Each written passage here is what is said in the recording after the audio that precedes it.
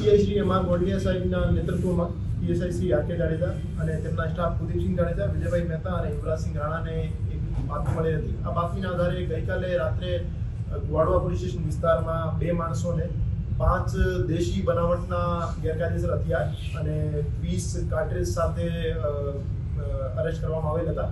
અને પૂછપરછ દરમિયાન જાણવા મળ્યું કે એ જે મુખ્ય સપ્લાયર છે, જેનું નામ શકીલભાઈ સાદિકભાઈ મંસૂરી છે, એ ધાર જિલ્લાથી આવતો હતો અને અહીંયા રેગ્યુલર હથિયાર સપ્લાય કરતો હતો. અને અગાઉ પણ ચોટીલાના રહેવાસી અને થાનગઢના રહેવાસી 3 બીજા આરોપીઓને હથિયાર સપ્લાય કરી ચૂક્યો છે.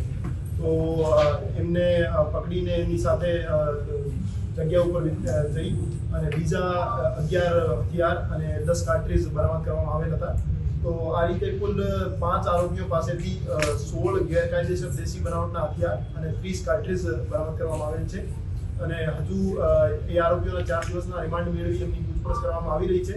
અને ફર્ધર કઈ જગ્યાએ એમને હથિયાર સપ્લાય કર્યા છે અને કોને કોને આપ્યા છે એ બાબતે ફર્ધર તપાસ ચાલુ છે.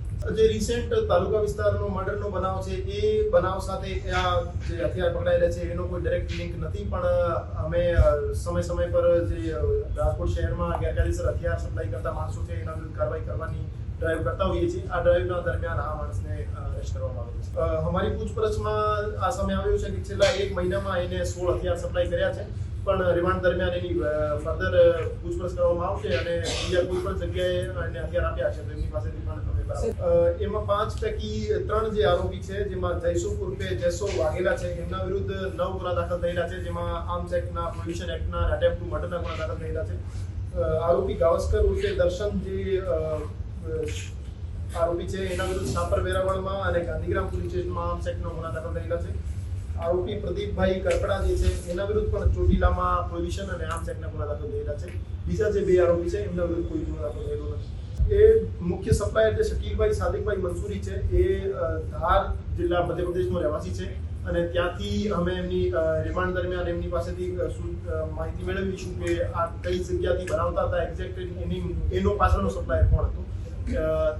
પૂછપરછ દરમિયાન અમને શંકાસ્પદ નામ મળ્યા છે, પણ અમે વ્યવસ્થિત પૂછપરછ કરીને જે પાછળની ચેન છે એને પણ અમે અરેસ્ટ કરી. કેટલા રૂપિયામાં વેચતા?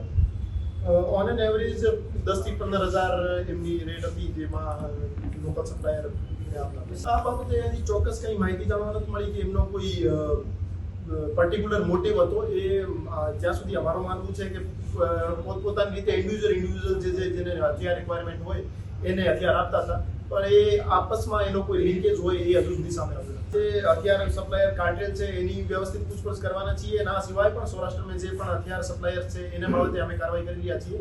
અને જૂના જે પણ તમામ હથિયાર ધારાના ગુનામાં પકડાયેલા આરોપી છે તમામની પૂછપરછ અત્યારે અમે કરી રહ્યા છીએ. અને સૌરાષ્ટ્રમાં હથિયાર સપ્લાયની કાર્ટેલને અમે તોડવા માટે ખૂબ છીએ. આમાં હજુ આરોપીઓની સંખ્યા પણ વધે ને હથિયારની સંખ્યા વધે એવી શક્યતા કરી એવી સંભાવના છે, કહી શકાય.